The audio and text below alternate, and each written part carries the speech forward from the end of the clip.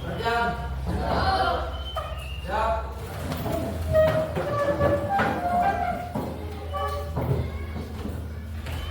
Dua, beri salam. Assalamualaikum warahmatullahi wabarakatuh. Waalaikumsalam warahmatullahi wabarakatuh. Tiga.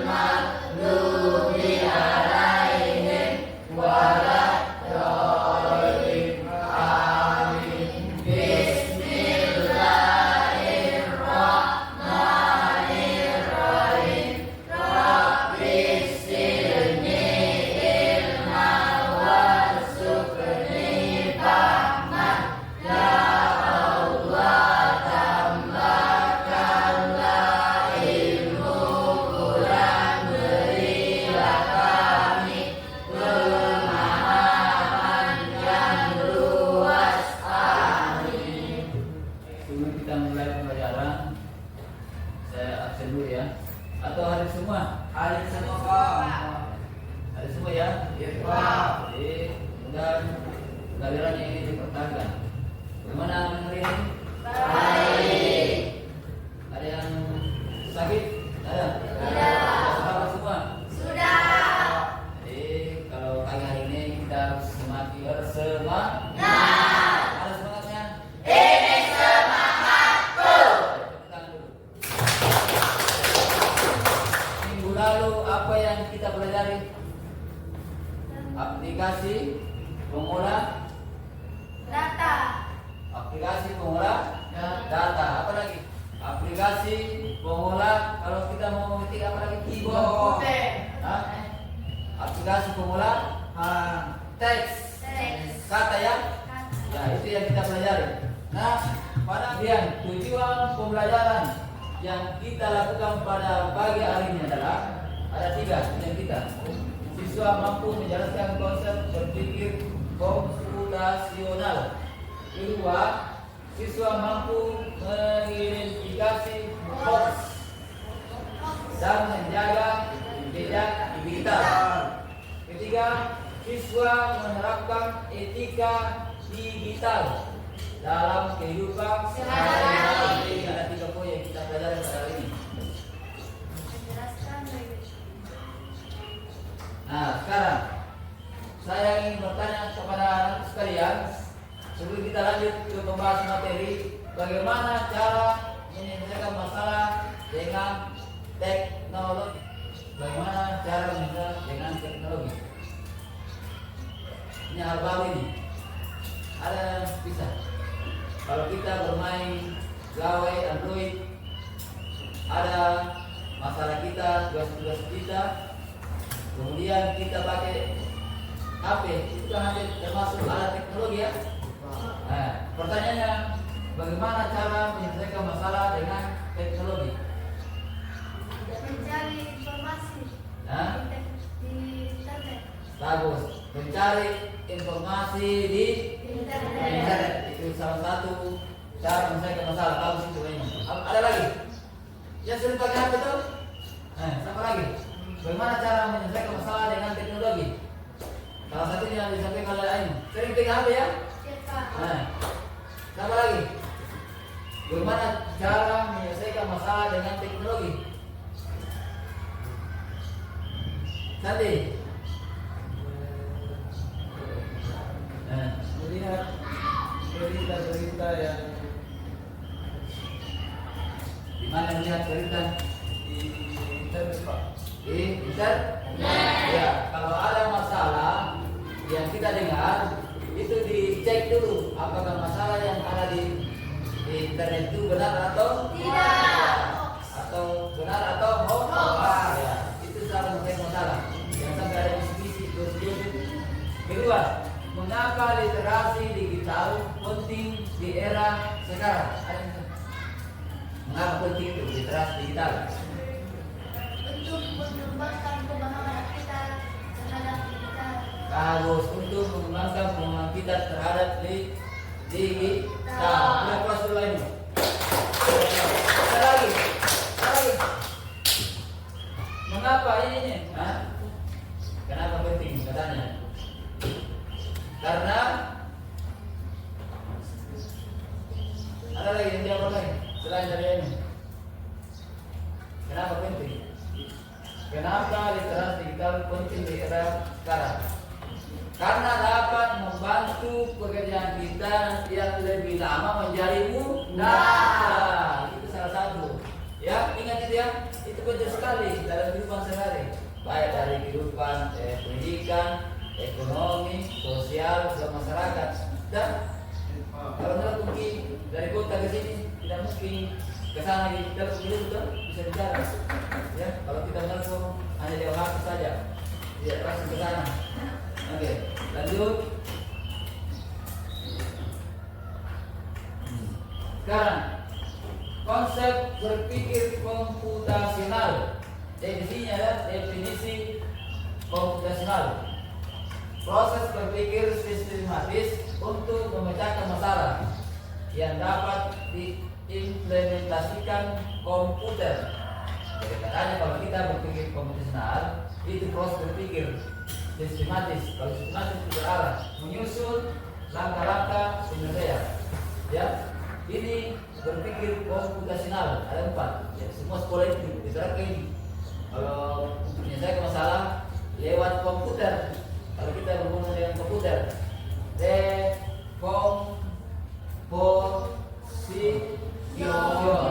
Kedua, pattern recognition. Ketiga, abstraksi. Keempat, algoritma thinking. Jadi ada 4. Ya, berpikir komputasional. Ada bertanya? Ada yang mau bertanya? Lanjut.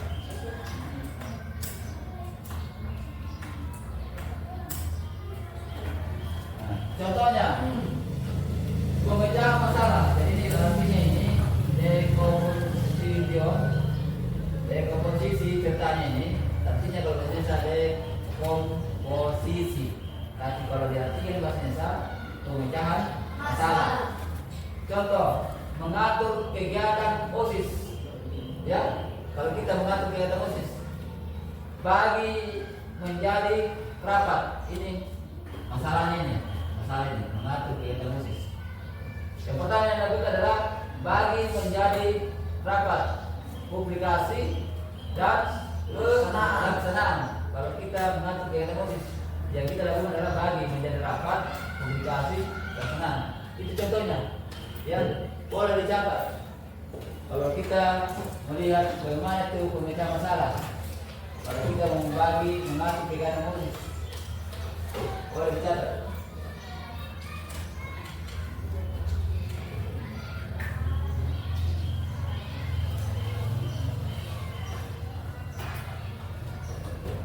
Sudah ya? Kita lanjut. Pengenalan pola. Ini bahasa Indonesia, pengenalan pola. Yang kedua ini. Contohnya pola jadwal pelajaran setiap minggu. Pola cuaca. Ya. Dan pola itu manfaatnya adalah mempermudah prediksi dan penyelesaian masalah. Ya, kalau misalkan begini, kalau kita mau mengatur jadwal pelajaran kita supaya terarah, biasa itu banyak tugas. Harus kita mengenali polanya dulu, membagi pola. Oh, tugas mapel A ini yang saya selesaikan dulu yang paling mudah. Tugas mapel B ini yang paling agak sedang. Tugas mapel C ini agak susah. Makanya kita buatkan pola yang mudah, sedang, atau sangat berat yang dikerjakan. Jadi mudah dulu baru sedang. Ini pola sama hanya kalau ada tugas-tugas kelompok yang diberikan atau tugas-tugas individual. Yang mana dulu di tugas yang paling mudah itu dikerjakan dulu. Rekam pola, ada pola-polanya. Yang sama kalau kita membuat jadwal belajar di rumah. Oh, malam sini saya harus belajar ini. Malam Selasa saya harus belajar ini. Sampai seterusnya. Saya juga begitu waktu kecil, waktu kalian seperti kalian SMP. Saya mengatur jadwal belajar saya supaya terarah, ya. Lanjut. Abstraksi. Contohnya mengabaikan detail warna pakaian siswa saat menghitung kehadiran. Tujuannya adalah fokus pada informasi relevan. Biasa ada guru yang hanya melihat dari pakaian kalau masuk mengabsen. Ya, seharusnya itu yang dilihat adalah kehadiran. Lihat, menghitung kehadiran saja. Kita abaikan detail warna pakaian. Seperti kalian, tidak boleh dihitung. Kenapa warna baju ini? Yang kita adalah mengabaikan detail warna pakaian siswa saat menghitung kehadiran. Kan tadi itu kalau kita hitung warna bajunya dengan berapa jumlah siswa yang datang, ya. Yang kita hitung adalah berapa jumlah yang hadir siswa dalam kelas, berapa yang sakit, berapa yang harus, begitu ya. Kalau kita mau mengecek kehadiran siswa. Kemudian algoritma thinking, berpikir algoritma cara berkomputer ini. Contohnya langkah membuat akun email. Siapa yang pernah lihat buat akun email? Siapa pernah di HP-nya akun email? Sudah semua ya? Caranya adalah buka browser, ya. Kemudian masuk di situs, isi data, verifikasi. Begitu ya kalau kita buat email. Manfaatnya menjaga dasar pemrograman. Itu kalau kita buat email, berpikir algoritma begitu, berpikir secara komputer. Nah, berhubungan dengan komputer. Ini adalah secara tidak langsung kalian itu melakukan ini, ya.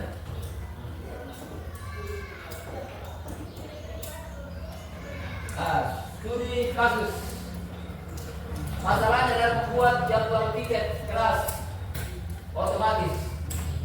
Penerapannya, bagaimana kalau kita melakukan dekomposisi? Caranya pisahkan siswa dan hari. Kalau kita membuat jadwal tiket, ya segitu ya.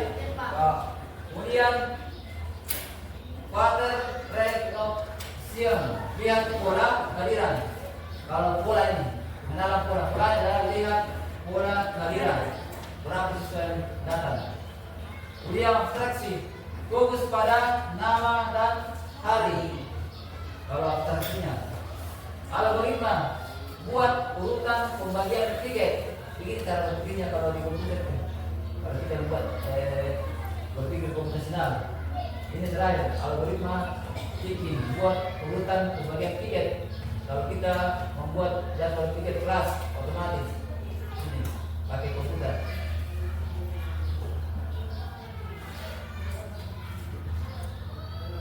Sekarang masuk literasi digital. Pengertiannya literasi digital, penjelasannya ya, jangan sampai ada yang tanya kok tidak tahu ini. Nah itu literasi digital artinya kemampuan menggunakan, memahami dan mengevaluasi informasi digital secara etis. Apa itu etis? Apa itu? Cerdas. Hah? Etis. Apa itu etis? Pernah dengar ya? Etis. Baik. Hah? Cara baik. Baik. Apa lagi? Bagus. Sudah ada yang sudah tahu etis. Apa itu etis? Jangan sampai ada yang hah? Benar. Benar, bagus. Apa lagi? Pas ini saja yang tahu.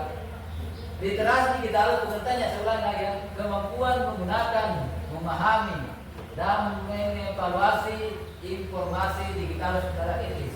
Jadi kalau itu literasi digital ada tadi kalau literasi digital begini Pak, ya Komponennya ada 4. Keamanan digital, etika digital, digital digital, demokrasi, informasi, ada 4.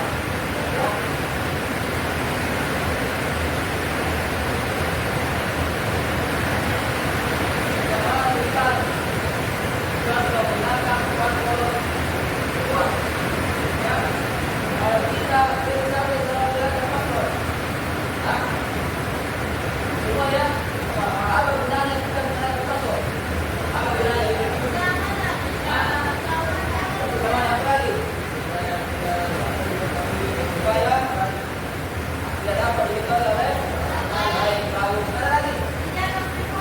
Menjaga privasi. Ada lagi? Bagus. Menjaga akun. Semuanya bagus. Boleh tepuk tangan dulu. Tepuk tangan dulu. Tidak tahu ya? Tidak tahu. Aktifkan autentikasi 2 faktor. Apa? Icon, gambar, dan tulisan. Ada jasa gini. Lanjut.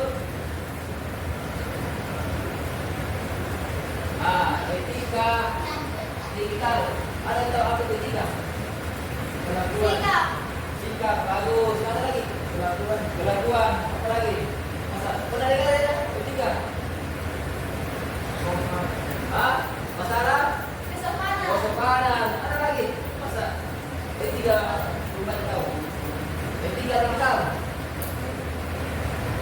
Kalau etika yang menyangkut dengan baik buruknya tingkah laku kita pada orang lain, pada diri kita sendiri juga. Contohnya menghargai hak kita, menggunakan bahasa sopan di media sosial.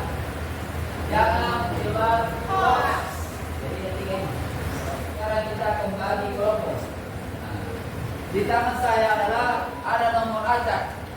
Nomor acak sesuai dengan angka yang saya berikan ini dan kalian dapat itu merapat ke kelompoknya sesuai dengan angka yang sama. Ada 3 kelompok saya bagi. Ada 3 kelompok saya bagi. Ayo dulu.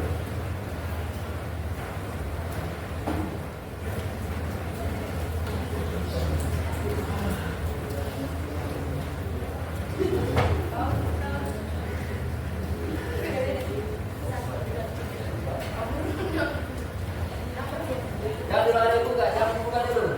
Nanti bersamaan. Jangan buka dulu.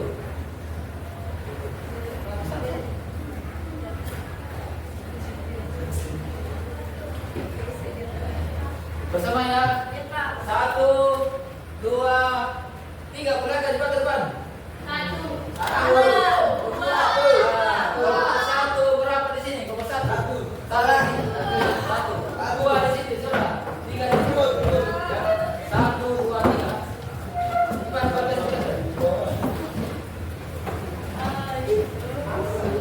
Ya 1 di sini, 2 di sana.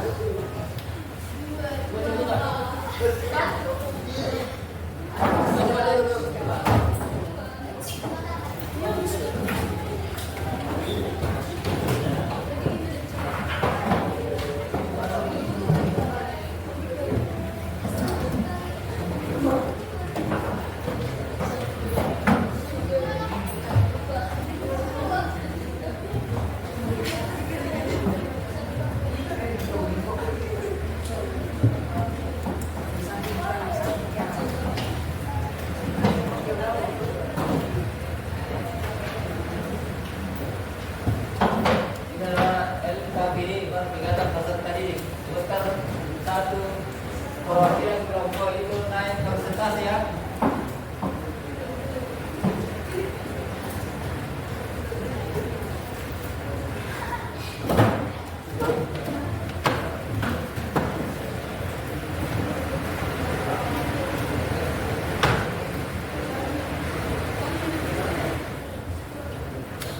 Dia 15 menit ya waktunya.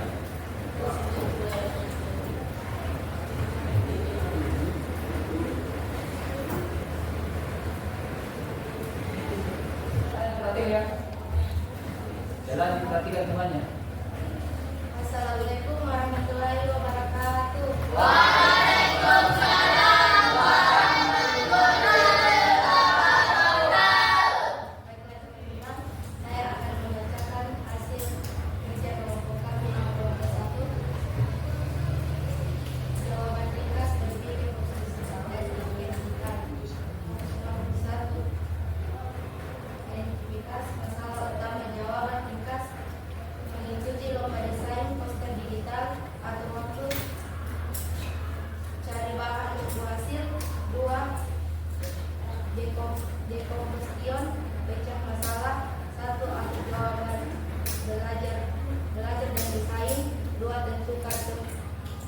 tema dan konsep. 3. Cari gambar bebas hak cipta. 4. Desain poster. 5. Simpan dan tunggu hasil.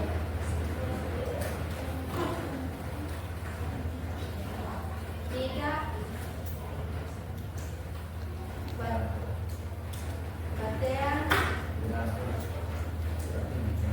Kebenaran pula, semua tugas digital butuh atur waktu. Kumpulkan bahan olah desain, tunggu hasil. Abstraksi, fokus pada desain sesuai tema. Bahan legal, tunggu tepat waktu, abaikan hal tidak penting. Langkah penyelesaian, cek jadwal dan tema. Cari gambar bebas hak cipta, buat desain poster, simpan format benar, unduh ke platform. Sekolah etika digital minimal 3. 1. Hargai hak cipta. 2. Hindari plagiarisme. 3. Bersikap sopan dan platform digital. Oke, kita close dulu. Terus fokus satu. Teman-teman, itulah tadi hasil kerja kelompok kami dari kelompok 1. Assalamualaikum warahmatullahi wabarakatuh. Waalaikumsalam warahmatullahi wabarakatuh. Ya, karena tadi hasil presentasinya dari tiga kelompok sama bagus. Ada yang ingin bertanya? Ada pertanyaan? Pada konsep berpikir komputasional dan literasi digital. Ada yang ingin bertanya? Ada? Ada? Kita akan melakukan SPG dulu ya. Semua berdiri dulu. Ya, ikuti.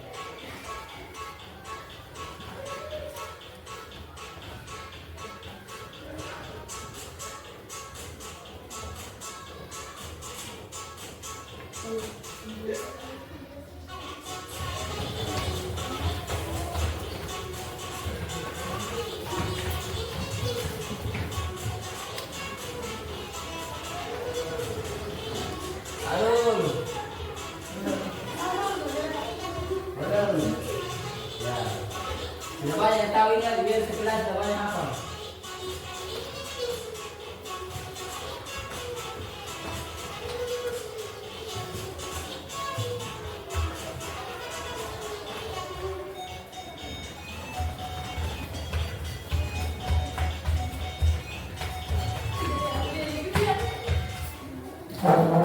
Baik, karena kita sudah melakukan suatu pembelajaran dalam berpikir komputasional dan literasi digital, dan masing-masing kelompok sudah masing-masing presentasi di depan teman-temannya ya. Alhamdulillah, saya perhatikan tadi kemampuan kerjasama masing-masing kelompok itu sangat bagus. Berapa dulu? Kedua, cara menyampaikan masing-masing kelompok itu sangat bagus dan jelas tugasnya. Berapa lagi? Yang ketiga, semua saya lihat dalam kelas ini menjunjung tinggi asas kebersamaan. Sampai di sini ada tulisannya? Iya, benar. Jadi kita sampai pada penghujung kegiatan kita dalam pagi hari ini. Ya, refleksi yang kita lakukan pada pelajaran ini adalah: pertama, berpikir komputasional terdiri dari 4 aspek. Ya. Kedua, literasi digital melibatkan keamanan, ya, etika dan jejak digital. Kemudian keduanya penting dalam menyelesaikan masalah dan menjaga reputasi online. Ya, jadi ini yang kita pelajari pada pagi hari ini tentang bagaimana itu berpikir profesional. Ada 4. Kemudian literasi digital, ada keamanan, etika dan jejak digital. Ya. Karena waktu yang membatasi kita, kemudian pembelajaran selanjutnya kita masih membahas literasi digital. Jadi tolong anak sekalian tetap semangat belajar dan belajar. Jangan menunda-nunda waktu ya. Kemudian saya akhiri. Assalamualaikum warahmatullahi wabarakatuh. Waalaikumsalam.